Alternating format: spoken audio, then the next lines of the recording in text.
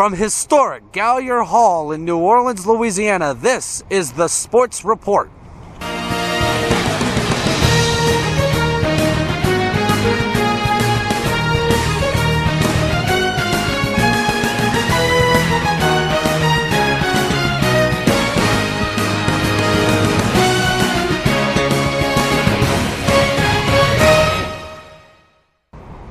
Hello everybody and welcome to a very special edition of the Sports Report. I'm Paul, this is Chris. We're previewing the BCS National Championship game. We're not in Pasadena. If you notice, we're actually in New Orleans. Behind us, the former City Hall of the city of New Orleans. This is Gallier Hall in the background. Auburn and Florida State Monday night, Chris. Auburn coming into this football game 12-1. Averaging 40 points a game. They are the champions of the Southeastern Conference. They are the champions of the Southeastern Conference. They had to work a lot to get there. They had to beat Alabama in the Iron Bowl and that great missed field goal return for a touchdown. But Auburn gets a lot of their production and yardage on the ground, not so much through the air. 505 yards of offense, but 335 yards of that on average is on the ground, like you mentioned, and they come in there with a fantastic running game. 2 1,000-yard backs, Trey Mason, and then quarterback Nick Marshall. Right, yeah, you got to worry about both of them, and it's that read option that's been really deadly for them. That Alabama runs defense couldn't stop it. What makes you think Florida State can? Well, Florida State does come in with a great defense, but we're going to get to that in a moment. They, like we said, they are the top rushing team in the country. Trey Mason and Nick Marshall, it is a running attack, like you mentioned, that is very good, but they don't pass the ball very well, and that can hurt them in this football game. It can, but the thing about that could hurt them, though, is they running the ball a lot makes you one-dimensional, and that's what Florida State can really key on. If Auburn wants to win the football game, Nick Marshall's going to have to throw the ball. But if they do want to throw the ball, they got 3 fantastic wide receivers. It's Sammy Coates, Ricardo Lewis, and Quan Bray that can catch the ball better than anybody in the country. They have. They've been catching balls on the SEC defenses all year, and Florida State, they have a good defense, but like I said, they might not have seen receivers like these guys all year. How is it going to be for Auburn coming into this football game against another top 5 ranked opponent? They played 6 ranked teams this year, and they had a lot of success. Their only loss coming against LSU. Well, and that loss against LSU, being a Tiger fan, I can look at it objectively. It was in a downpour, it was an away game, it was cold, and LSU jumped on them 21-0, and Auburn had some early mistakes. But Florida State's a fast-starting team as well. If Auburn can calm down and keep their offense on the field, and Jameis Winston on the sideline, I think they got a good shot. They're going to be okay, but I think they'll be okay on offense personally, but in my opinion, they're going up against a quarterback, the Heisman Trophy winner in Jameis Winston, who is a very fantastic quarterback, throws the ball a lot more than he runs. Yes. And Auburn's coming into this football game ranked 104th in pass defense.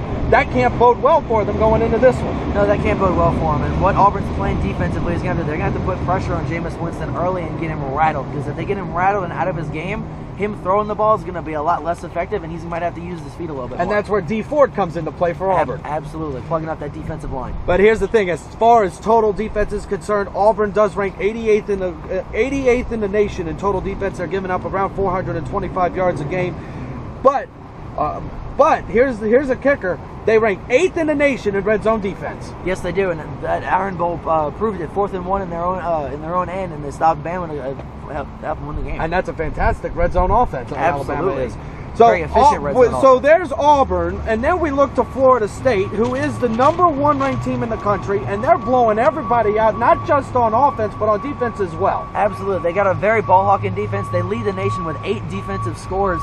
But then again, Paul, how much of those numbers are inflated because they haven't played a very solid offensive team all year? And like you mentioned, 4 ranked teams, and they played Duke in the ACC championship game. Who saw that one coming? Yeah, no disrespect to Duke. That was a very well-coached football team by David Cutcliffe, who's got a lot of head coaching experience being the head coach at Ole Miss. Gave A&M a run for their money in the Chick-fil-A Bowl. It was an awesome season for Duke. Absolutely. But this is Florida State. They took advantage of the schedule that they had, and they did what they needed to do to get here. Yeah, they did. They completely trounced everybody. They won everybody. They beat everybody by at least 14 points. And here's a stat for you, Paul.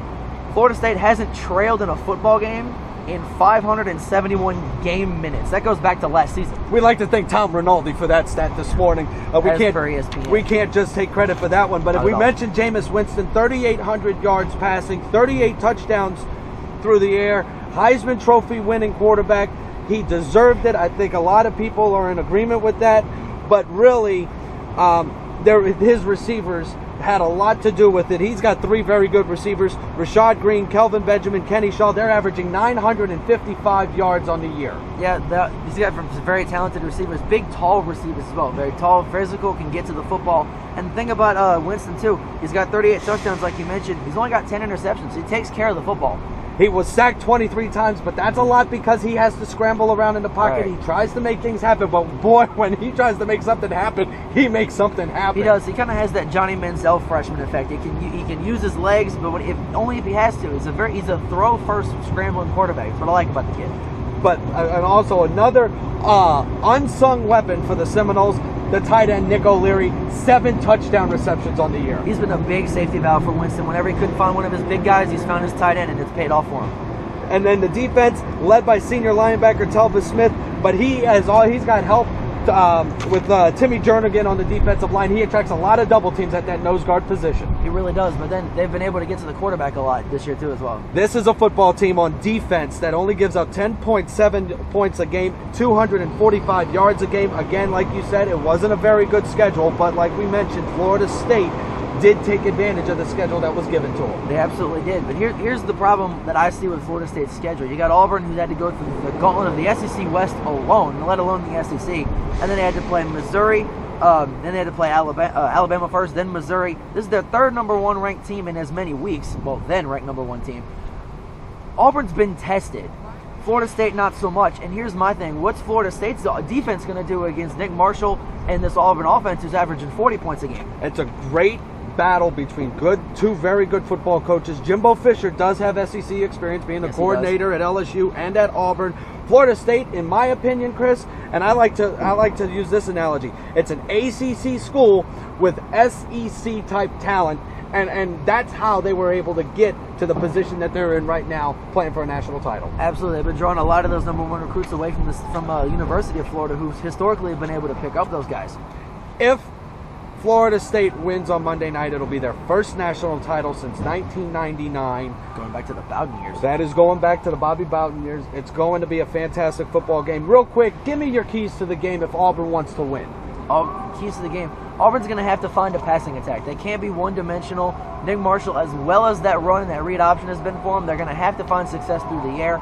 And D Ford and that Auburn defense are going to have to find ways to limit Jameis Winston when he can't throw the ball, to limit his explosive ability, especially getting around the edge. And for Florida State? For Florida State, they're going to really have to shut down that rushing attack. They're going to have to force Auburn to be one-dimensional, shut down that very non-existent pass game, and then just force them to run the ball. And when they run the ball, stop it. If Florida State's going to win this football game, like you said, I think they're going to have to force Auburn to throw the football, and that's going to work, in my opinion, to Florida State's advantage. They lead the nation in interceptions with 25 on the year. 5 of those interceptions were returned for touchdowns. That is a lot of picks. I think, for me, Auburn's going to have to find success running the football. Absolutely. They've got 2. They haven't had a hard time with that all year. No, they haven't. They've got 2. They got 1 very dynamic running back in Trey Mason, who has over 1,600 yards rushing on the year. He was a finalist. He was a Heisman Trophy finalist, but Nick Marshall has over 1,000 yards rushing himself. When you have 2 1,000-yard rushers like that on your offense, it's going to make for a painful day for the opposing defense. Absolutely. Well, Florida State has the defense that can get it done. Who you like in this one? I'm liking Auburn, and a lot of people think it's going to be a shootout. I do as well. You're going to see a ton of yardage in this game. You're going to see a ton of points, a lot of explosive plays, because I don't think either defense, especially in the beginning of the game, they're going to be feeling each other out, trying to stop each other's offenses. I like Auburn by 3. I'm going to have to go the other way. I'm picking Florida State. I'm going against my SEC roots here, being a graduate of the University of Mississippi. Mm-hmm. I just like how Florida State plays. They're complete on offense. They're complete on defense. Jimbo Fisher's got that team rolling. I like what I see from that football team. I'm not going to count out Auburn. I think this one's going to be closer than what people think. 31-27 Seminoles. I like that one. I'll give you 41-38 Tigers. Here's a stat, though, for you, Paul. Jameis Winston's the 3rd freshman quarterback to start in a BCS championship game. The previous 2 lost. Everett Golston last year with Notre Dame. Michael Vick in 2000 with Virginia Tech. That's a very good point. Freshmen don't bode well in the BCS championship game when they start. Nope, they don't. For the Sports Report, the BCS preview, I'm Paul, he's Chris, and we'll see you next week.